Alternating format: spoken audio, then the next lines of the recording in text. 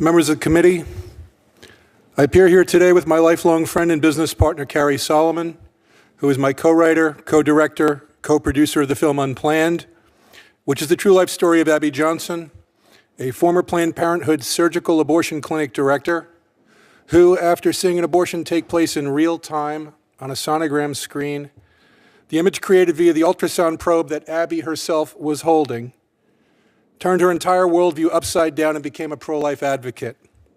That film is playing in theaters nationwide as we speak. From the outset, making a pro-life film in a pro-choice town, Los Angeles, we knew we would face a number of challenges. Moving past the challenges of production and post-production and limiting my comments to the marketing campaign, please allow me to highlight some of those. The MPAA saddled us with an R rating, which strongly discourages much of the Christian audience and all of the Church of Latter-day Saints from seeing our film, since they have a general prohibition against seeing R-rated films. It also precluded us from using the single most effective form of motion picture advertising, paid placement of our theatrical trailer before other films in theaters. But with an R rating, we were prohibited from advertising before anything other than other R-rated films without special permission, which we sought and were denied. We also looked to advertise on cable television, but with the exception of Fox News and CBN, we were systematically denied access to the outlets where we sought to advertise, among which were Lifetime, Up TV, Hallmark, HGTV, USA Network, Food Network, The Travel Channel, DIY, and The Cooking Channel. Lifetime, which is owned by A&E Networks, a joint venture of Walt Disney and Hearst Communications, told our buyers that they were refusing due to the, quote, sensitive nature of the film, unquote, but had previously promoted an interview with Scarlett Johansson in which she touted the benefits of Planned Parenthood. We consider these blanket refusals highly unusual and highly discriminatory and are formally petitioning the FCC to look further into the matter. In this environment, we rather naturally looked to go to social media with our advertising spend. But once again, we found ourselves stymied. Google Ads, formerly known as Google AdWords, blocked the entirety of the unplanned pre-release banner ads, which I should probably point out consisted of a woman, half of her face with a tear coming down, and the words saying what she saw changed everything. I don't think they were particularly offensive. For the effectiveness of Google advertising, we will quote Google itself. When you advertise on the Google Display Network, which has over 2 million sites and reaches over 90% of the people on the internet, your ads can appear across a large collection of websites, mobile apps, and video content. There the quote ends. We were convinced of the advisability of advertising with Google, but we were blocked from doing so. Google cited a policy regarding abortion-related ads. Just one problem, we weren't doing abortion-related ads, we were marketing a movie. It's important to note that this prohibition was solidly in place for the entire lead up to our theatrical release. Why is this important?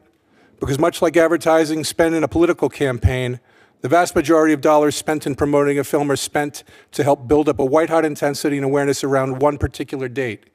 But instead of election night, for films, it's Friday night of opening weekend. Because that all-important opening weekend's results determine the course of the film's theatrical run and even how much it will make in ancillary markets and overseas. And after the film's release, Google came up with yet another restriction concerning event ticket sales, one which our film's marketers had never come across or even heard of in multiple similar campaigns. In short, we firmly believe that they were sharpshooting us, hiding behind highly selective and discriminatory enforcement of their own guidelines. It's impossible for me to quantify the damage done by Google's refusal, but it's absurd to think that there wasn't damage done. But we weren't finished with social media woes.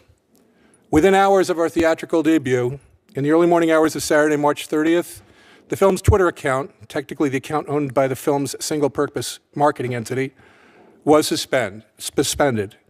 The reason for that suspension has not, to the best of my knowledge, been made clear beyond being accidental or a mistake. However, when such accidents occur within 12 hours of the film's theatrical debut, and after what I understand was 9 months of ownership, during which time there were 0 suspensions, the glitch becomes suspect. The uproar came quickly and was loud. Apparently, a number of media personalities, including Shannon Bream of Fox News, conservative commentator Dana Lash, and television personality and pro-life supporter Patricia Heaton, were aware of the situation and made it known from their own social media platforms. If any progressive or left-leaning pundits or influencers came to our support on the basis of principle, we are unaware of it. Within 2 hours after the suspension, service was restored, although it's also my understanding that our posting of a Twitter announcement with words to the effect of "we're back" was deleted from the account without explanation. Later on the same day, Twitter apparently deleted the vast majority of those listed as followers on our account, reducing the number from something on the order of 200,000 to less than 200, a 1,000-to-1 reduction in our listed followers. And numerous people, including the subject of our film, Abby Johnson, and the star of our film, Ashley Bratcher, found themselves unable to read or follow their own movie on Twitter. Dana Loesch's tweet of 11:21 p.m. on the same day read, and here I quote, "About 5 minutes ago, I was following at Unplanned Movie, and then I just checked after seeing so many say they had trouble even following the account, and somehow I wasn't following them anymore." The quote ends here. Again, this was during our all-important first weekend of release. Begging the question, why does this always seem to happen to conservatives? Or as the overtly satirical website The Babylon Bee put it, quote, "Meanwhile, Planned Parenthood, an organization that actually kills babies every single day, still had an active Twitter account in good standing," unquote. Interestingly, on the one social media platform from today's panel where we didn't have any significant problems, on Facebook, our exposure exploded. And I believe the film's Facebook site had something on the order of about 12 million trailer views by the time of our theatrical debut, and nearly 18 million to date. We credit this unrestricted access with much of the film's success only highlighting the importance of access to social media. For the record, we allege no collusion between any of the social media or cable entities, at least not in the formal sense. They require no coordinated communication or agreement between them because they are unanimously progressive in their orientation, political beliefs, and worldview, and likewise strongly predisposed towards stifling conservative thought. But as evidence that this discrimination is one-sided, I posit this question to the committee. There are a number of pro-choice films currently in development in Hollywood. I will mention two. Let Her Speak, the story of Wendy Davis's pro-choice filibuster on the floor of the Texas Senate, to which Sandra Bullock is attached to star. And This Is Jane, being produced by Amazon Prime, which tells the story of an underground abortion provider network in pre-Roe v. Wade Chicago. Is there any member of this committee who would like to go on record as saying they honestly expect that either of those films will have trouble in buying advertising on Google or otherwise? I think not, because they won't. Unless perhaps this committee elects to remember and closely examine whether standards are applied evenly, and lest anyone be tempted to dismiss our film as some sort of right-wing rant or conservative propaganda, I will quote from the final lines of an article by Mark Thiessen of the Washington Post and reprinted in the New York Post, neither of which are generally regarded as bastions of conservative thought. Here I quote, "Ultimately, the movie is a testament to the power of prayer. Abby's family prays for her to leave Planned Parenthood, but they never reject her. They know she's a good person who does not yet understand the evil of abortion. There are millions like her. The film's goal is to reach them by showing us the humanity of the unborn child. This is why abortion supporters don't want you to see Unplanned. See it anyway." The quote ends here. That is a Washington Post journalist description of the movie that social media went out of its way to restrict public awareness of.